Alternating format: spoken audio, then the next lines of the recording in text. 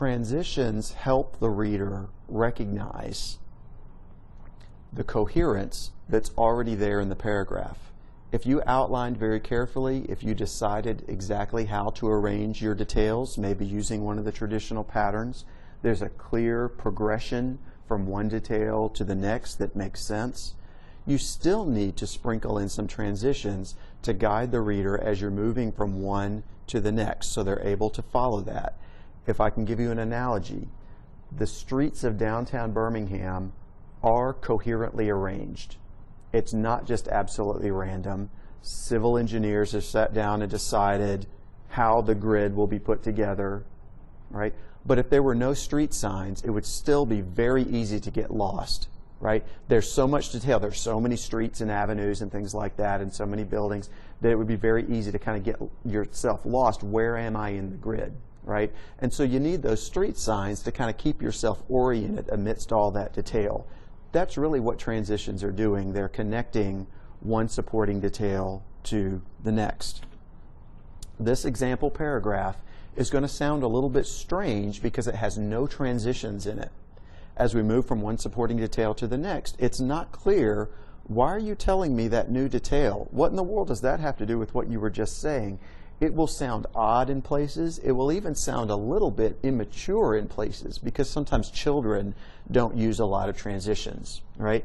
Then we'll look at the same paragraph with transitions added so I can really show you, what transitions really do. They do more than just number the supporting details. They actually logically connect them. That's what we're trying to see here, how transitions logically connect one supporting detail to the next. Topic sentence first. Bessie Delaney was one remarkable woman. You told me that. Now show me what was so remarkable about her. In 1918, she was turned down by NYU's dentistry program. She was a woman. She enrolled at Columbia University in 1919 to pursue her dream of becoming a dentist. She encountered prejudice in that program. She was a woman. She was an African American. Bessie reached her goal of becoming a dentist. She was brave. She was determined. Bessie studied hard. She didn't give up. She graduated from Columbia University in June of 1923. She practiced dentistry for many years. She died in 1995 at the age of 104.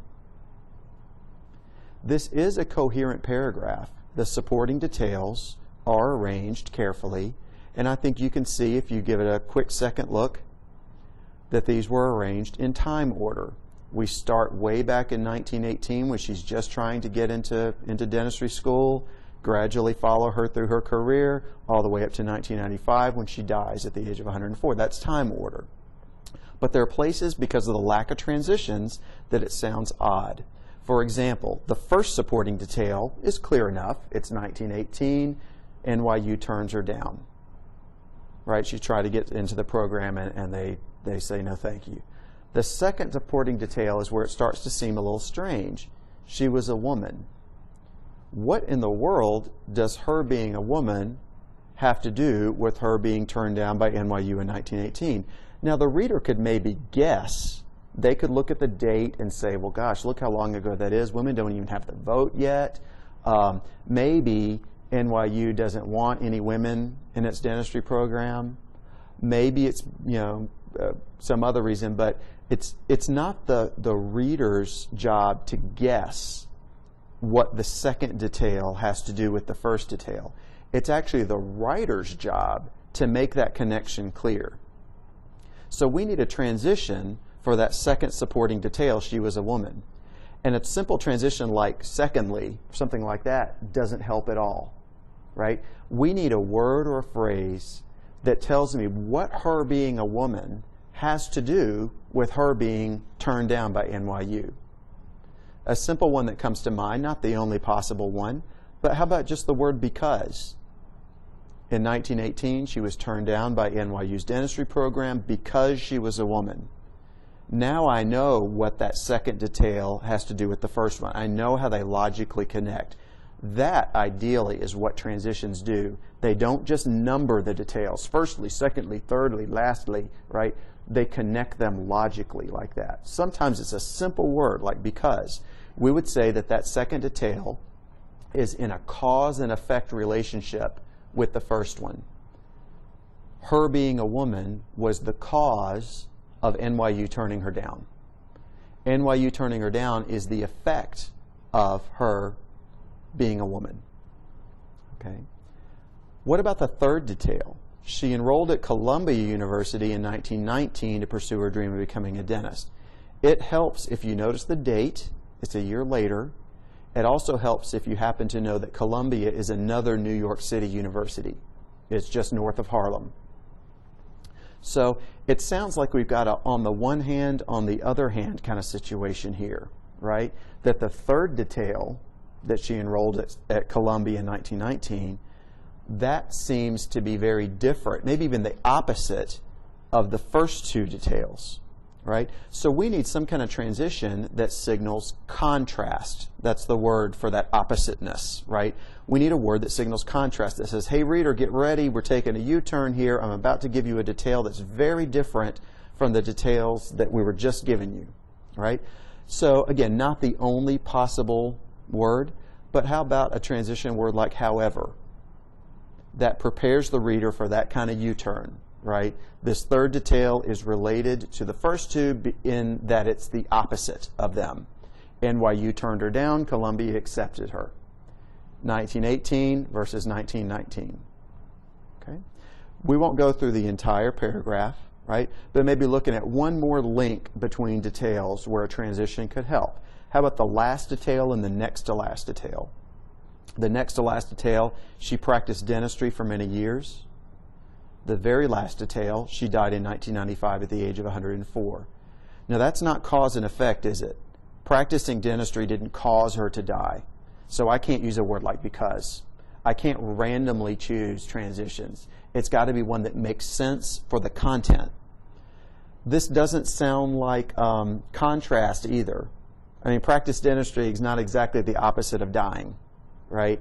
So it's not one of those kind of relationships. If you think for a minute, it's just a simple time relationship.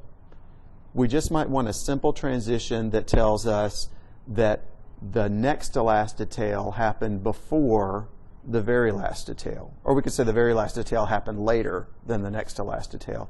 So maybe even just a simple time word like after. How about after practicing dentistry for many years, comma, she died in 1995. Right? I combine those last two supporting details into the same sentence. Who cares? There's still two supporting details. They just happen to be in the same sentence. But I use that time word after to link them logically. Again, these example transitions I gave you are not the only possible ones that would work, but they're just workable examples. Here's the same paragraph revised to add those needed transitions in there. And we've seen several of these already. Some of these, like because, show cause and effect. Another one is as a result towards the bottom. That shows a cause and effect relationship between supporting details. Some of them show contrast, like however or nevertheless. Right? Some of them show time, like after.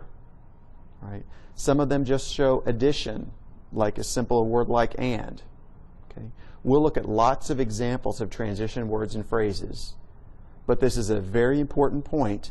This is one thing that will upgrade your transitions from a lower level up to the college level, is they're not simply just words like first, then, next, thirdly, finally, right? They're words that really connect ideas logically and show these relationships from one detail to the next.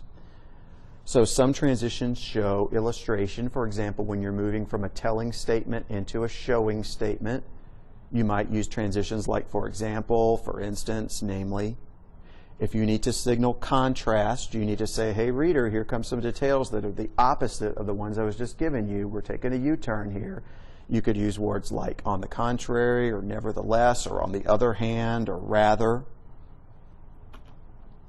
If you just need to let the reader know that you're working your way down a list and you're moving on to the next item, you might use words like furthermore or moreover.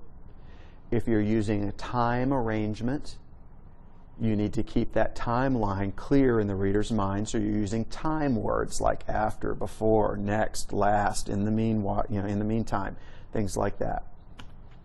If you have things arranged according to space, you need to guide the readers along this careful progression so their eyes sweep along the scene or the room that you're describing.